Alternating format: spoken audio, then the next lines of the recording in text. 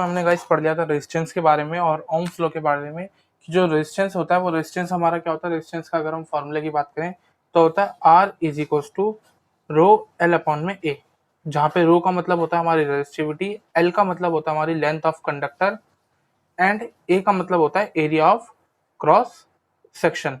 तो इसी फॉर्मूले पे बेस्ड आज हम कुछ न्यूमेरिकल्स करके देखेंगे, कुछ न्यूमेरिकल्स ट्राई करेंगे कि एग्जाम्स में अगर न्यूमेरिकल्स आएंगे तो वो किस तरीके के होंगे। तो मान लीजिए हमारे पास एक हमें मेटल वायर दे रखा है,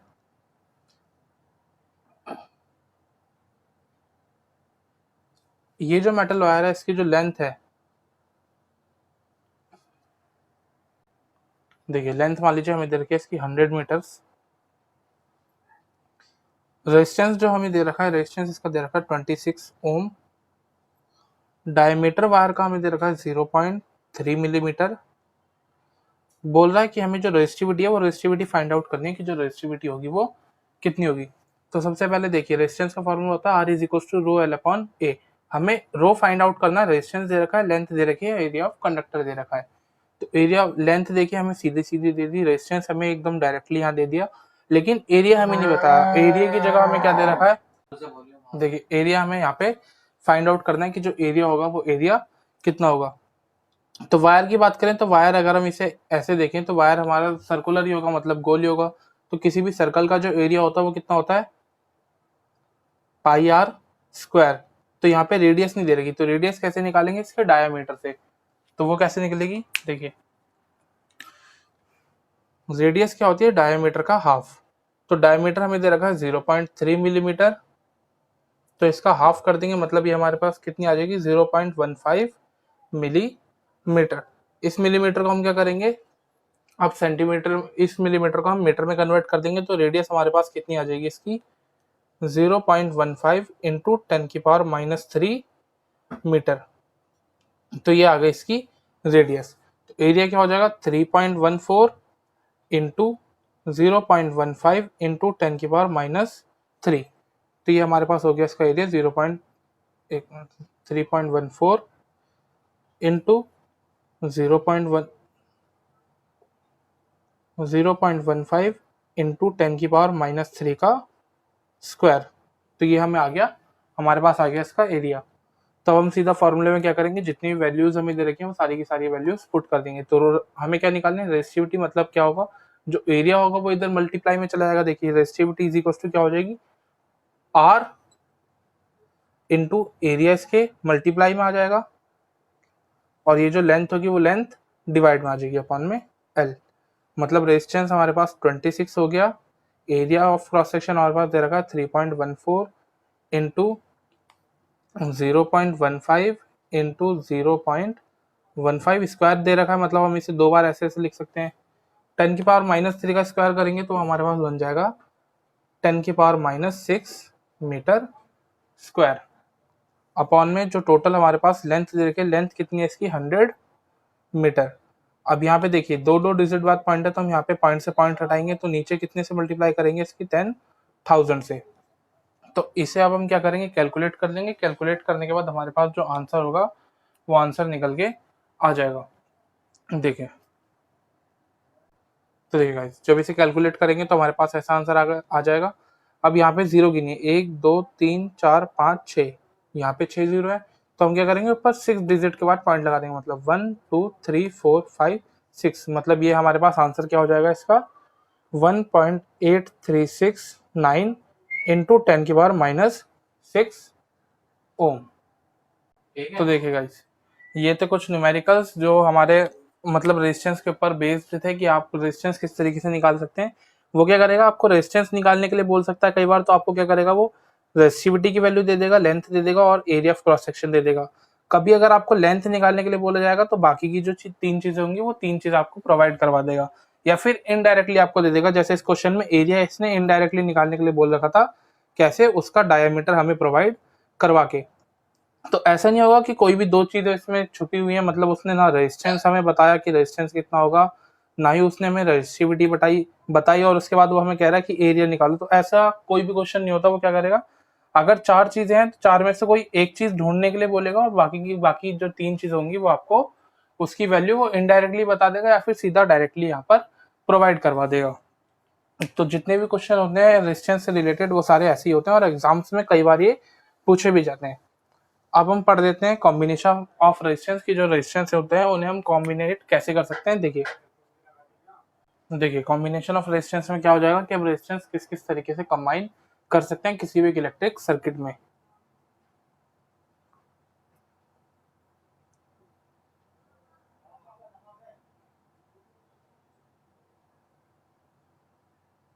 तो दो तरीके से हम रेजिस्टेंस को कंबाइन करते हैं। पहला होता है सीरीज कॉम्बिनेशन एंड दूसरा होता है पैरेलल कॉम्बिनेशन।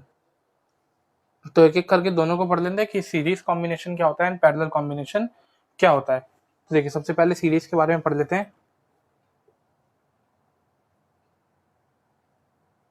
सीरीज कॉम्बिनेशन के बारे में बता रहा है when resistance are combined end to end then this is called series combination. मतलब जब हमारे रेजिस्टेंस क्या होंगे एंड टू एंड एक दूसरे से कनेक्टेड होंगे तो उसे बोला जाएगा सीरीज कॉम्बिनेशन। जैसे एक रेजिस्टेंस हमारे पास ये रहा, यही रेजिस्टेंस क्या होगा इसी के जस्ट बाद किसी दूसरे के रेजिस्टेंस से कनेक्टेड होगा और ये रेजिस्टेंस क्या होगा इसी के ठीक बाद इसका जो एंड होगा वो किसी तीसरे रेजिस्टेंस से कनेक्ट होगा। तो ऐसे कॉम्बिनेशन को हम क्या बोलते हैं सीरीज कॉम्बिनेशन, जिसमें जो रेजिस्टेंस होंगे वो क्या होंगे एंड टू एंड एक दूसरे से कनेक्टेड होंगे।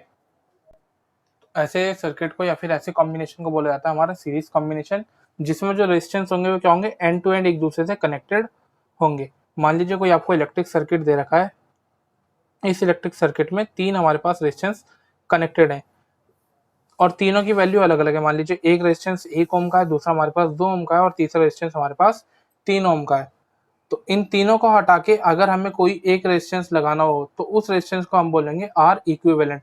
आर इक्विवेलेंट का मतलब क्या है कि वो अकेला जो एक रेजिस्टेंस होगा वो इन तीनों के इक्वल में काम करेगा। मतलब जितने ये तीन रेजिस्टेंस काम कर रहे थे उतना ही अब वो क्या करेगा, वो जो एक सिंगल आर इक्विवेलेंट रेजिस्टेंस हम लगाएंगे वो इन तीनों के बराबर ही काम करेगा। मतलब तीनों के बराबर ही जो करंट इसमें से अपोज वो कर रहे थे वो एक अकेला हमारा जो इक्विवेलेंट रेजिस्टेंस लगाएंगे वो उसे रोक लेगा। तो देखिए सीरीज कॉम्बिनेशन की बात करें तो सीरीज कॉम्बिनेशन में तो वोल्टेज जो होती है वो voltage across the end of the resistance, मतलब इनके सभी एंड की वोल्टेज का अगर हम सम करें तो वो क्या होती है हमारे पास टोटल होती है। मतलब V1 plus V2 plus V3 is equal to क्या होगी हमारे पास V। मतलब जो टोटल वोल्टेज थी वो क्या रहेगी हमारे पास सेम रहेगी। जैसे यहाँ से यहाँ तक मान लीजिए वोल्टेज थी हमारे पास V1, यहाँ पे वोल्टेज थी V2 और यहाँ पे वोल्टेज थी V3। तो अगर हम इन तीनों को कंबाइन कर देंगे तो कंबाइन करने के बाद हमारे पास क्या आ जाएगी, जो नेट वोल्टेज V जो बैटरी से हमारे पास वोल्टेज आ रही थी वो वोल्टेज हमें मिल जाएगी। तो V इज इक्वल टू हमारे पास देखिए वोल्टेज इज इक्वल टू क्या होता है आई आर, हमने ओम्स लॉ में पढ़ा था। करंट तो पूरे में सेम है तो ये क्या हो जाएगा I into R one plus I into R two plus I into R three. पूरे में से गाइज यहाँ पे आई कॉमन ले लीजिए आप, तो I R is equal to I R one plus R two plus R three. तो आई से आई कैंसिल आउट हो जाएगा, मतलब ये जो आर इक्विवेलेंट आएगा हमारे पास तो इसमें से क्या करेंगे आई कॉमन ले लेंगे। तो देखिए I R is equal to I R one plus R two plus R three. I से आई हमारा कैंसिल हो जाएगा तो R equivalent is equal to हमारे पास आ जाएगा R one plus R two plus R three के। मतलब जो हम इक्विवेलेंट रेजिस्टेंस लगाएंगे वो इक्विवेलेंट रेजिस्टेंस कितने ओम का होना चाहिए हमारे पास, वो इन तीनों के सम के बराबर होना चाहिए। मतलब अगर एक रेजिस्टेंस हमारे पास 1 ओम का था, दूसरा रेजिस्टेंस 2 ओम का था और तीसरा रेजिस्टेंस मान लीजिए हमारे पास 3 ओम का था, तो इसकी जगह सीरीज कॉम्बिनेशन में अगर हम कोई आर इक्विवेलेंट लगाएंगे तो वो आर इक्विवेलेंट कितना होना चाहिए हमारे पास इन तीनों के सम के बराबर। मतलब 1 प्लस 2 प्लस 3, मतलब वो कितने ओम का होना चाहिए हमारे पास 6 ओम का रेजिस्टेंस होना चाहिए। तभी वो जाके क्या करेगा इन तीनों रेजिस्टेंस के बराबर जो काम था इक्विवेलेंट काम वो कर पाएगा। तो ये सीरीज कॉम्बिनेशन है एक फॉर्मूला, इसके ऊपर बेस्ड भी पेपर में कई बार न्यूमेरिकल्स आते हैं। एक क्वेश्चन हम ट्राई करके देख लेते हैं। देखिए तो देखिए एक हमें सर्किट दे रखा है, सर्किट में क्या है तीन रेजिस्टेंस कनेक्टेड है R1 R2 एंड R3। तीनों की वैल्यू क्या है 10 ओम की। हमें बताना है सर्किट में से जो करंट पास आउट हो रहा है I, वो I करंट कितना है। तो हमारे पास जो तीनों के तीनों रेजिस्टेंस है वो कैसे हैं सीरीज कॉम्बिनेशन में रखे हुए हैं। तो हम लिख देंगे since R1 R2 and R3 are connected in series combination, मतलब वो तीनों की तीनों किसमें कनेक्टेड है, सीरीज कॉम्बिनेशन के अंदर कनेक्टेड है। तो आर इक्विवेलेंट, या फिर आप इसे आर ऐसे भी लिख सकते हैं, मतलब आर सीरीज भी लिख सकते हैं, वो कितना होगा, R1 plus R2 plus R3 के इक्वल में होगा। तो देखिए R1 की वैल्यू क्या है 10 ओम, R2 की वैल्यू है हमारे पास 10 ओम एंड R3 की वैल्यू क्या है 10 ओम। तो जो R इक्विवेलेंट होगा वो R इक्विवेलेंट हमारे पास कितना आ जाएगा, यहाँ से 30 ओम का। हमसे आर इक्विवेलेंट नहीं पूछा गाइस, हमसे पूछा गया है कि जो सर्किट के अंदर करंट है वो करंट कितना होगा। तो हम यहाँ लिख देंगे बाय ओम्स लॉ, हमें पता है जो V होता है, V इज इक्वल टू होता है हमारे पास I R, V is equal to I R. तो हमें करंट की वैल्यू निकालनी है, तो R क्या हो जाएगा, इसके अपॉन में आ जाएगा, तो ये हो जाएगा V upon R equals to I. तो वोल्टेज और R हमें दोनों दे रखा है। वोल्टेज देखिए यहाँ पे कर लेते हैं, वोल्टेज हमें दे रखी है कितनी, 30 वॉट, ये दे रखी। रेजिस्टेंस जो है, रेजिस्टेंस हमारा आया है 30 ओम का। तो जो करंट होगा वो करंट कितना हो जाएगा हमारे पास, 1 एम्पियर का करंट जो होगा सर्किट में से फ्लो हो रहा है। अगला है हमारा टॉपिक गाइस पैरेलल कॉम्बिनेशन का। वो टॉपिक हम अगले वीडियो के अंदर डिस्कस करेंगे, और उसके बाद सीरीज और पैरेलल कॉम्बिनेशन को के बारे में कुछ जो हमारे पास और न्यूमेरिकल्स हैं वो करेंगे, ताकि आपका इसका जो बेसिक कॉन्सेप्ट है वो और ज़्यादा अच्छे तरीके से क्लियर हो सके। तो ये था गाइस आज की वीडियो में। अगर आपको वीडियो अच्छी लगे तो वीडियो को लाइक कीजिएगा, चैनल को सब्सक्राइब करना ना भूलें। Thanks for watching.